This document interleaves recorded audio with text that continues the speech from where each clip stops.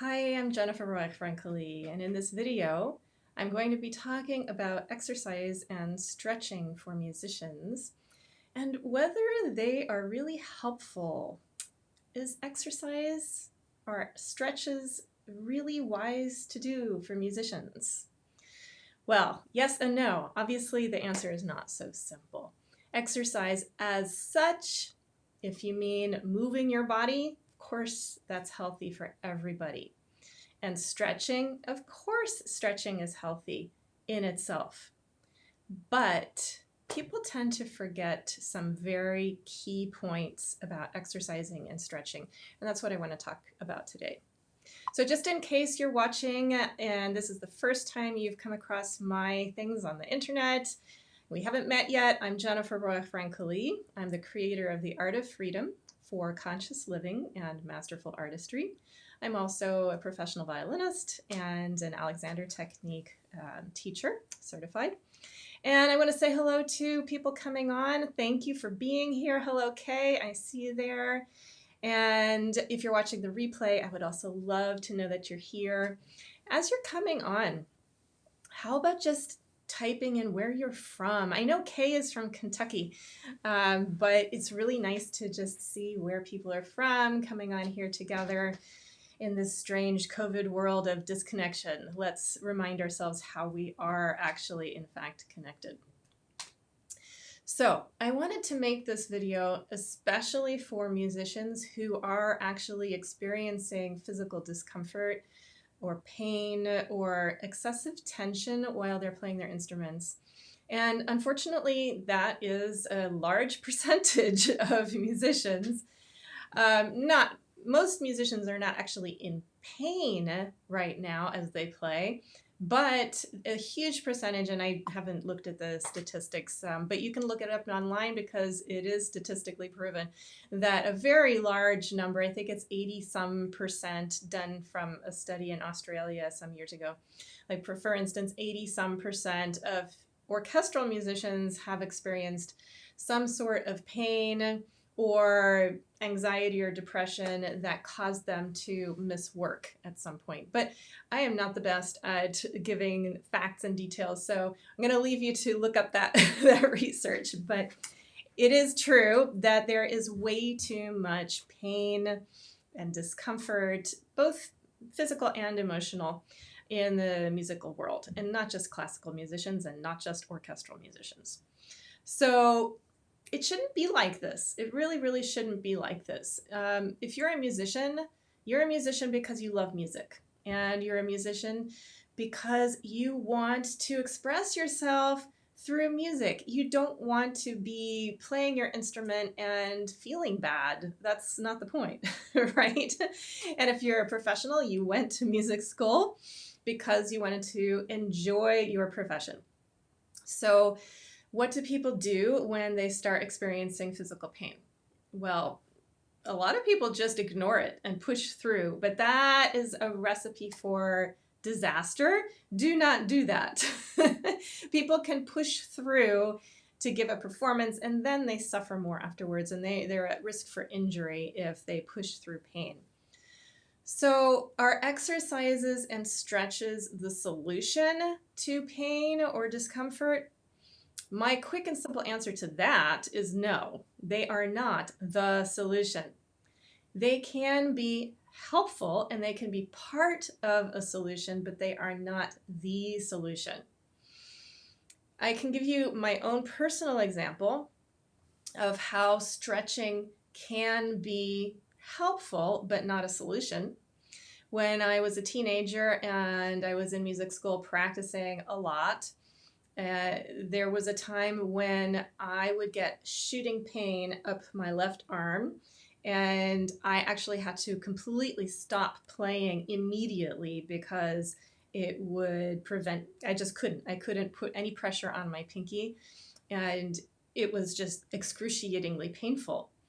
Now, I didn't see or notice any warning signs leading up to that. But now, many years later, after all the studies that I've done in mind-body areas, especially Alexander Technique, I understand that there were for sure warning signs that I wasn't aware of. But what I did at that time intuitively worked. I stopped playing completely for a day or two until I felt like it was safe to try playing again. And I did yoga stretches. I did very careful yoga stretches. You know, as I was preparing for today's talk, I actually looked up yoga because it's such a popular thing for people to do now. I mean, it originated in India many, many, many hundreds of years ago. It's an ancient practice, and it's only relatively recently that it was introduced to the West. And now it's become mainstream as a form of exercise when it was not originally intended as just a form of physical exercise. True yoga, original yoga has mind, body, spirit. The whole person is included in an experience of and practice of yoga. A lot of that has become severely diluted and watered down, and now you can go on YouTube and find thousands of yoga videos that you can stretch along with. And I'm not knocking that. I think that can be a really good thing. The problem is that there isn't that kind of one-on-one relationship where the teacher is watching you specifically, and group classes are very common. So anyway, I looked up yoga classes, I looked up yoga and stretching and injury, and I remembered hearing a program online recently about this problem with yoga these days in this country, the way it's taught. And I don't remember if it was just about this country, but it was definitely including this country. And I found a research article here that from Science Daily it says yoga more risky for causing musculoskeletal pain than you might think. The injury rate is up to 10 times higher than previously reported. Yoga causes musculoskeletal pain in 10% of people and exacerbates 21% of existing injuries, research shows.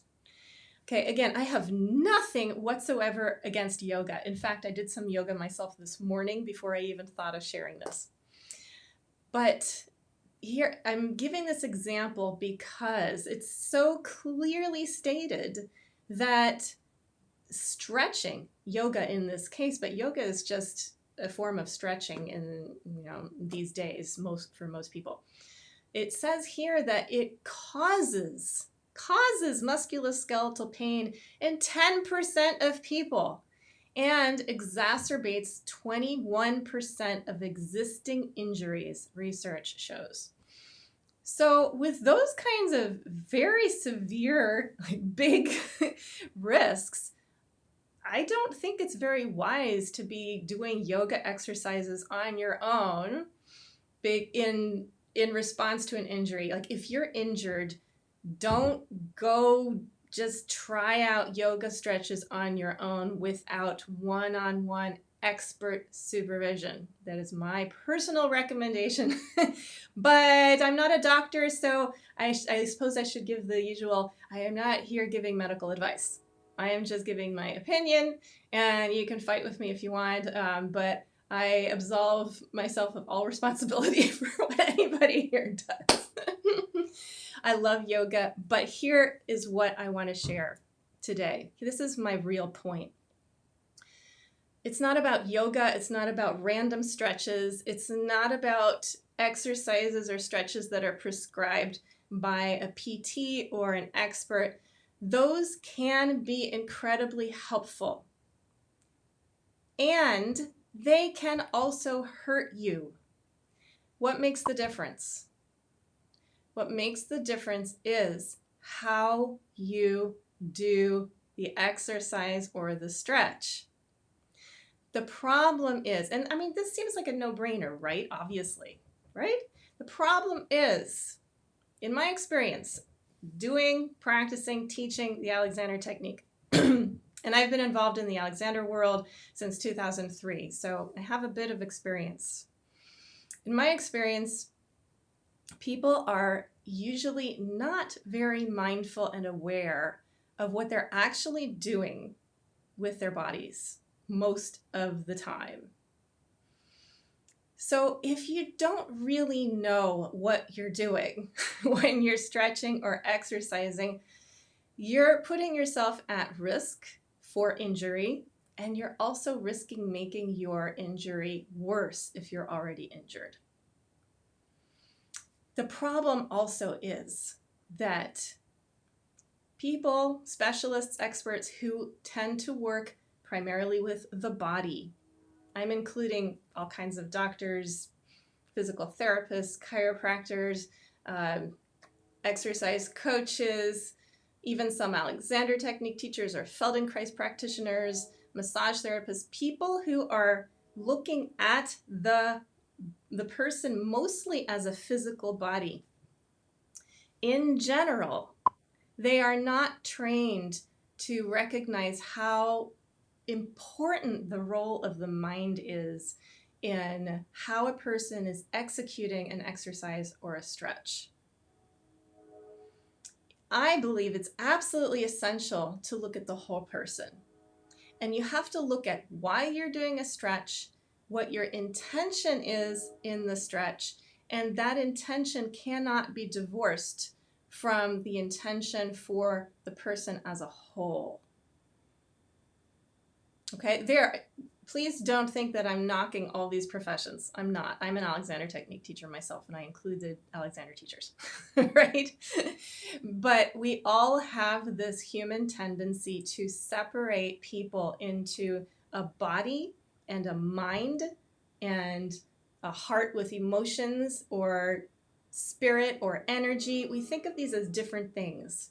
So when you think about doing an exercise, most people, and tell me if you're here and you're watching this and you agree, most people think of exercise as a physical activity.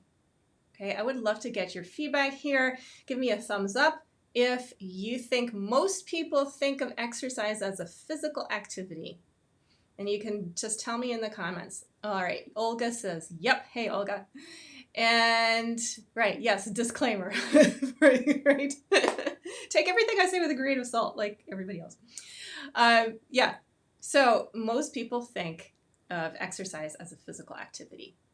Now, I found another article that I wanted to share with you today, which it really stood out in my memory because I am not naturally drawn to a lot of exercise. Okay, I get myself to do it because I believe that moving the body and staying fit and energized is good. I mean, there's research done on how it's good for brain function if you do it right. If you're dehydrated, it actually makes your brain function worse, by the way.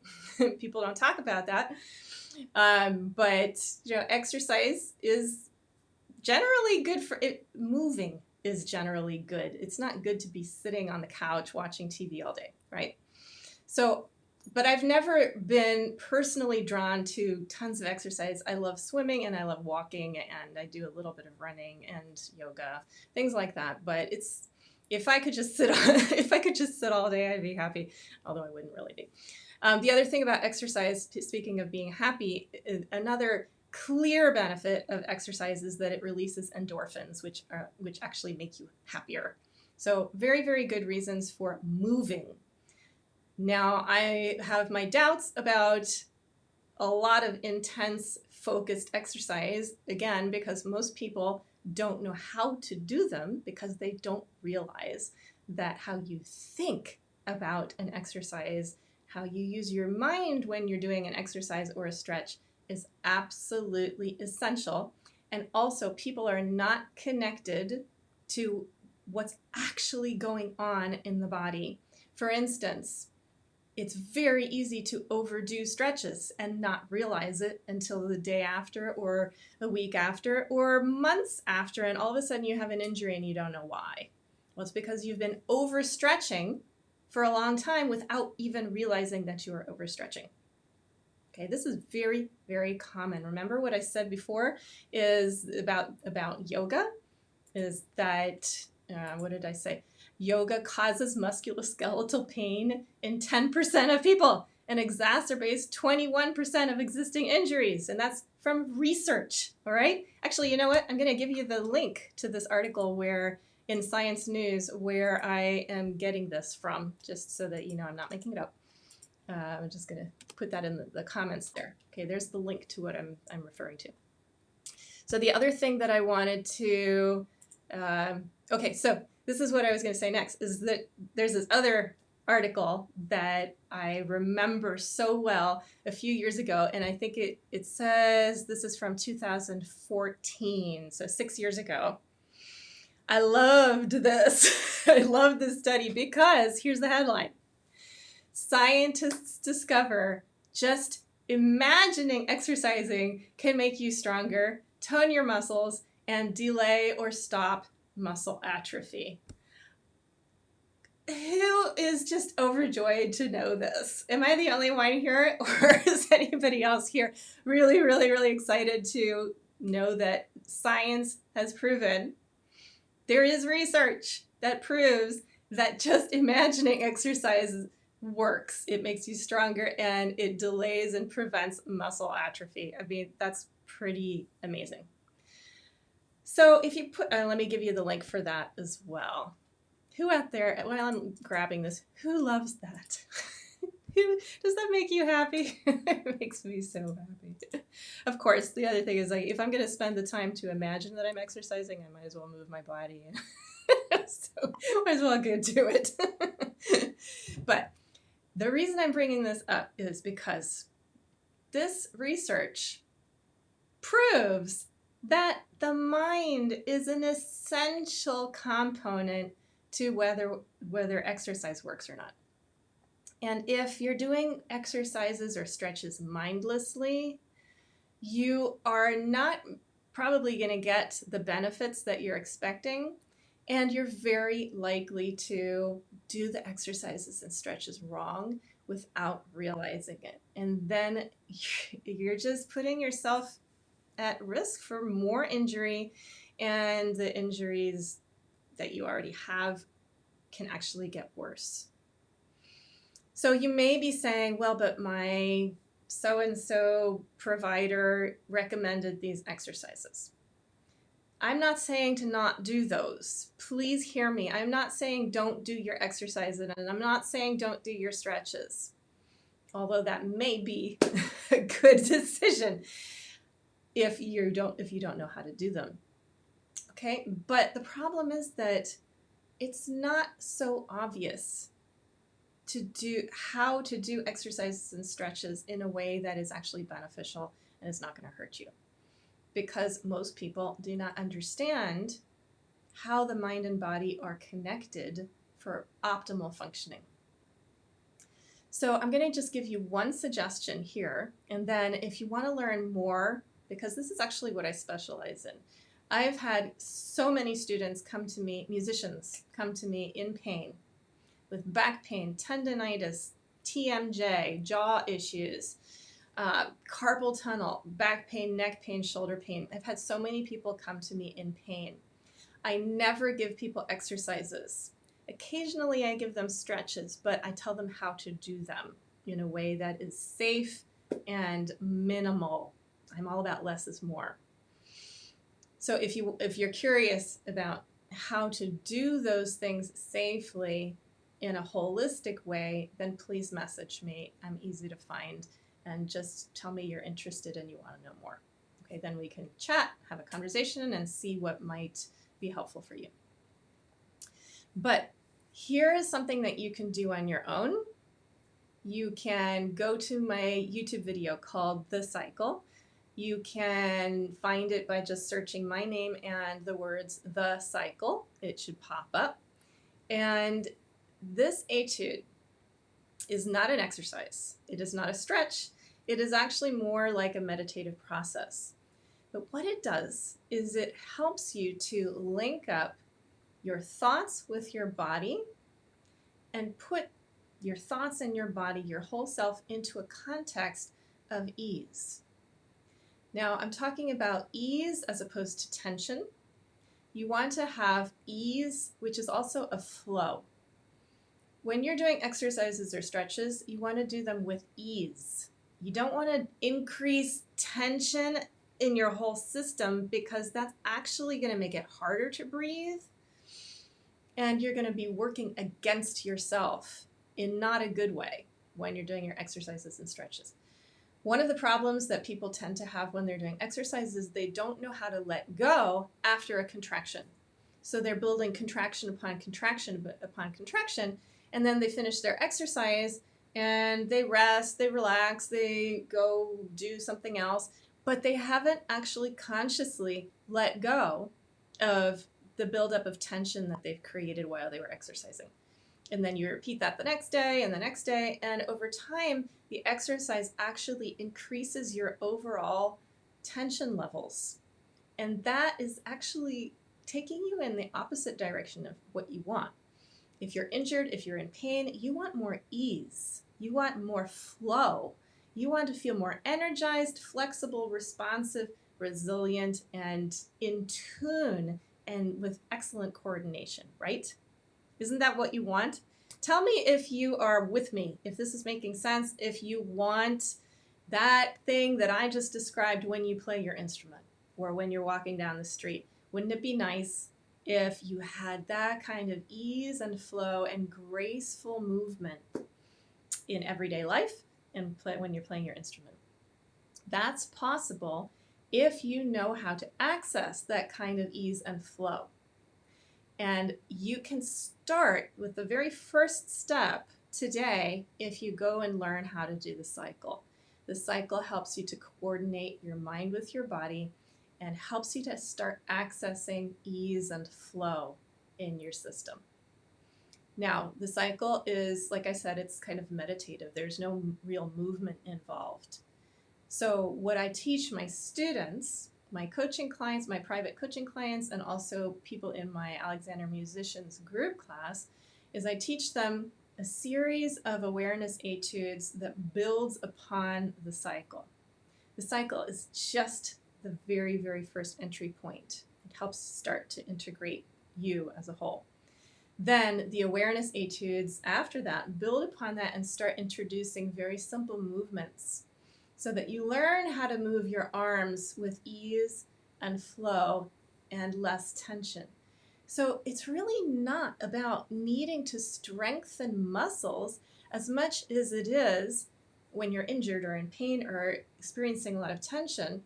When you have those situations going on, what you really need is to learn how to let go of muscles so that you can move with ease. This is like a whole paradigm shift. People believe that they need to strengthen their muscles, and I'm here to tell you that it's very unlikely that that's actually what you need to do directly. What you need to do and put in the forefront of your awareness is learn how to let go and access healing, energetic flow and grace and coordinated movement in your system. You can't do that with exercise or stretch unless you know how to do it up here. Okay, I think that's what I've got to say today. Are there any questions or comments? I'm going to pop over here and see if any comments are coming up here. Marialine is one of my Alexander Musicians group students, and she says, it's great to experience your program. Thank you, Marialine. It's great to have you in my program. So yeah, if anybody here is interested in my group program where I teach these things, then just message me, contact me, and ask me. If you are interested in a personalized, individualized program that really, really goes to the root of what you personally are dealing with, again, contact me because I have some really comprehensive private coaching programs that could be perfect for you. So I hope this is useful information, useful ideas. It's a completely different perspective, but I believe 100% in what I just said because it's my own experience. It starts up here, and again, I love that research on how exercise can be done up here because everything we do starts up here. And if you don't know how to use your mind in a way that coordinates with your body with ease and letting go of tension, then exercises and stretches, you're really just putting yourself at risk. And a lot of people do their exercises and stretches and aren't getting the benefits that they expect or they've been told to expect. And it just takes a lot longer to heal. I'm sure there are people here watching this video where healing is taking too long and they're like, I'm doing everything that I've been told to do. I'm doing my exercises and my stretches, and why is it taking so long to get better? Well, I'm pretty sure it's because you don't have that mind-body coordination, and the specialists that specialize in body stuff don't know how, they don't know about this, and they don't know how to teach it. So they just say, do these physical exercises, these will help. But it's such a compartmentalized way of looking at it, and it does not work very well, in my humble opinion. So again, I'm not saying don't do your exercises. I'm not saying don't do your stretches. I'm saying maybe you could learn about how to do them with ease and flow in a way that really, really works. Okay, so I can teach that to you. You can ask me about it and go to Learn the Cycle right now if you have never done anything or heard anything about what I do. Get started with the cycle. It's great. Okay. Thank you so much, everybody, for being here. I hope this was useful. Please take care of yourself. Don't be one of the statistics of people who get injured by doing stretches. It's not just people who are being stupid. These are huge numbers, very, very high percentages of people who get injured, and they're not all just being stupid. So I think a lot of people get injured just because they don't have this information. They don't understand. And because we're not in tune with our bodies and we think we're doing things right, but we're actually not. And you don't always feel what happens leading up to an injury until it's too late. So I just want everybody to learn this stuff that I have to teach. Go do the cycle. Okay, thanks for being here. Lots of love. Oh, and please share this with your friends and tag them. I'm doing it on my Facebook page so that it can be shared. Please share it widely to whatever groups you can share it or want to share it to. Tag your friends and let's put this information out there. Michael Hockenberry, hey, you're welcome. Thanks so much for being here. All right, take care, everybody. Bye-bye.